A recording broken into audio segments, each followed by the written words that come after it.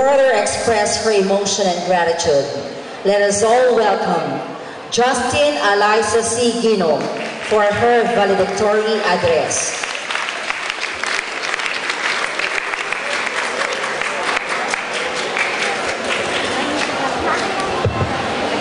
Our distinguished guest of honor and Simbahayan awardee, Reverend Father Roland Indicio OSJ, sa Oblates of St. Joseph Schools Director, Father Noel B. Magtaas OSJ, sa OSJ Schools Assistant Director and our Parish Priest, Father Jose Vidal Apin OSJ, our dearest Principal, Madam Perla L. Gumba,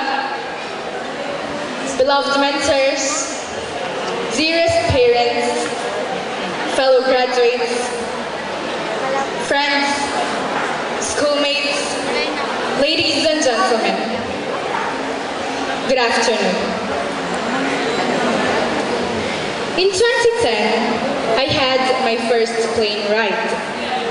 It was a PAL flight to Singapore, and I was with 6 other students from different schools.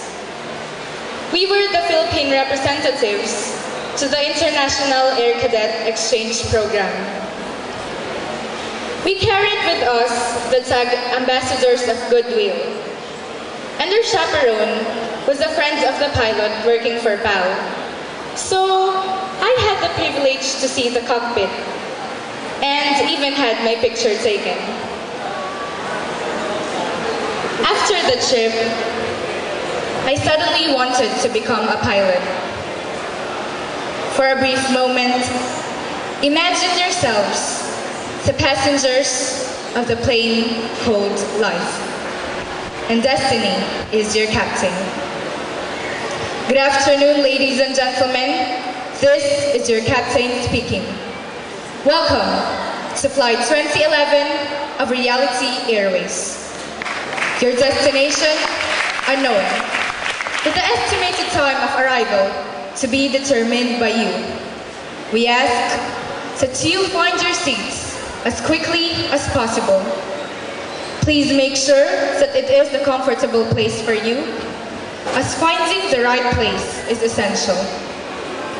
We will be cruising at an altitude to be determined by the heights of your aspirations.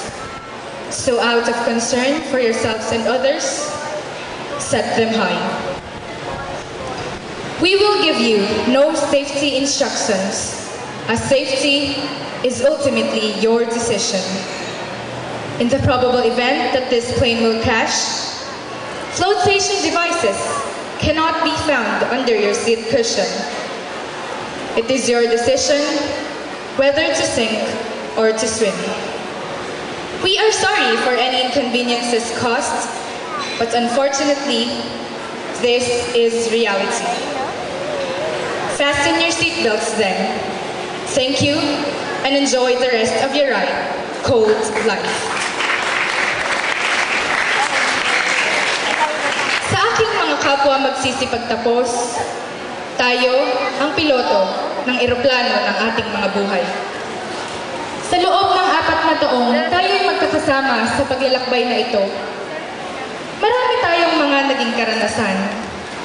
Mga karanasang masaya, minsan malungkot, subalit lahat ay di malilimutan. Siguradong mamimiss natin ang mga katagang ito. Uy, may 1/4 ka? Pahiram naman ng ballpen, oh. Anong sagot sa number 1? May assignment ka na sa MAPE? At sino rin sa atin ang makakalimot sa mga role-playings at movies na ginagawa natin simula pa ng first year? Ang mga equations sa algebra na talaga namang nagpahirap sa atin. Ang table of elements sa chemistry na pinagugulan natin ng maraming oras para lang nasa ulo. At sino ang makakalimot sa learning activities sa physics? Talaga namang pinagpuyatan natin para matapos.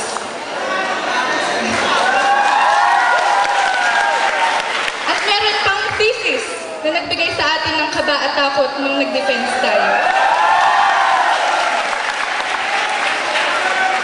Gaya nga lang sabi ng isa sa ating mga guro, the harder the conflict, the more glorious the triumph. At parang biyahe patungo sa isang destinasyon, kasama nating ilalagay sa maleta ng alaala ang lahat ng ito. Ang mga pagkakaibigang nabuo, ang first crush, ang first love, ang unang pagkabigo, ang unang bumasted sa atin, at ang utang nating nabasted. Ang ating mga tagumpay, at higit sa lahat, ang mga aral na natutunan natin mula sa ating mga guro. Kumbaga, sa biyahe sa eroplano, tayo ngayon ay nasa isang stopover kung saan nahaharap tayo sa isang malaking desisyon. Isang desisyon na maaaring magpabago sa ating mga buhay. Saan ba tayo pupunta? Gusto ba nating manatili o maglakbay sa malayo? In the next few years, we will be searching for a rightful place in this world. We will discover who we really want to be and what we want to do. Like riding an airplane, we pray to be able to fly to the heights of our goals, to survive in case our plane crashes, and to avoid turbulence. In the meantime, let me share with you the personal baggage of values and principles that I will bring in this journey of ours. Grades do measure intelligence, but there is more to a student than his grades. Noong bata pa ako, palaging ipinaalala sa akin ng nanay ko na may iba't ibang uri ng talino. Mayroong magaling sa sports, sa academics, sa arts, o sa iba pang aspeto. Hindi ko makakalimutan ang sinabi niya. Ang tunay na matalino, hindi lang sa grades nakikita, kundi sa character. Character makes a man, right? Next, change is the only thing constant in our life. Hindi kailanman mawawala ang pagbabago sa ating mga buhay. Sa mundong patuloy sa pag-ikot, sa lipunang patuloy sa pagbabago, kailangan nating sumabay sa panahon. We can only transform our society and even the world if we embrace change. Another important thing, a short prayer could come the longest way. Sa bawat daang tatahakin, ang ilaw na gagabay sa atin ay ang ilaw ng Diyos na makukuha mula sa panalangin. It need not be long. A simple thank you and thy will be done is enough. But in whatever we do, let us commit ourselves to the Lord. Finally, believe in yourself and never believe others when they say you cannot.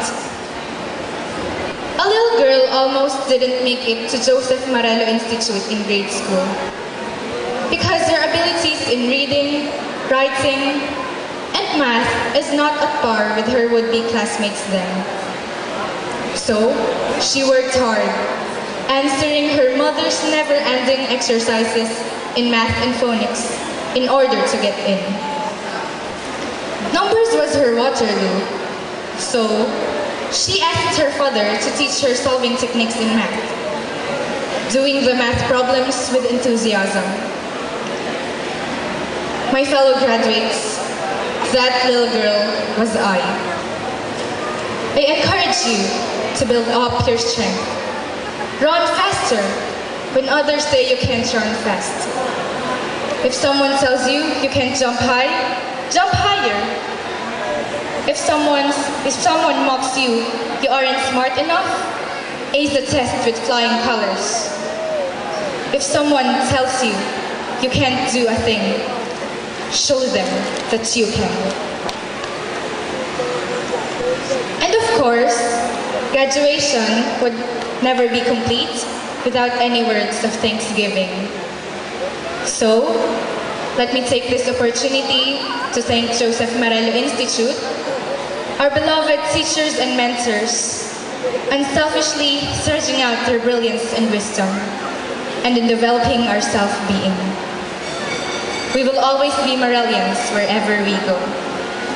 Our founders' words will always be engraved in our hearts. Katulad nga ng sinabi ni Father Roland kanina, be extraordinary in ordinary things. To our parents, we thank you for your unconditional love and never-ending support. Alam naming ang pasasalamat na ito ay hindi sapat sa mahabang panahong pagtitiis ninyo sa pagtataguyod sa amin. Hindi man namin naipadarama ang aming pagmamahal sa maraming pagkakataon, nais naming ipaabot sa inyo. Inay, itay, mama, papa, mami, daddy, lolo at lola. Mahal na mahal po namin kayo. Ang tunay na pasasalamat ay ang patuloy naming pagsunod sa inyong mga gabay at pipilitin naming maabot ang mga pangarap ninyo para sa amin. My fellow graduates, class of 2011, let us treasure and savor every moment of this trip. Let us hold on firmly to the plane of our lives and grab hold of our dreams. Dream big, but work hard to make dreams come true.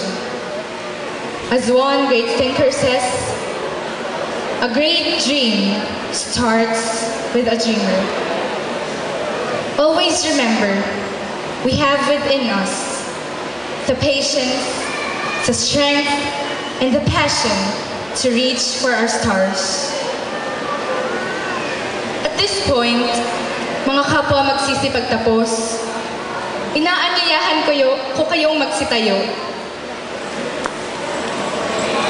Pumalakpak tayo ng malakas para sa ating mga sarili at sa isang magandang kinabukasang naghihintay para sa atin. Isang mapagpalang hapon po at mabuhay tayong lahat sa pagmamahal ng Diyos.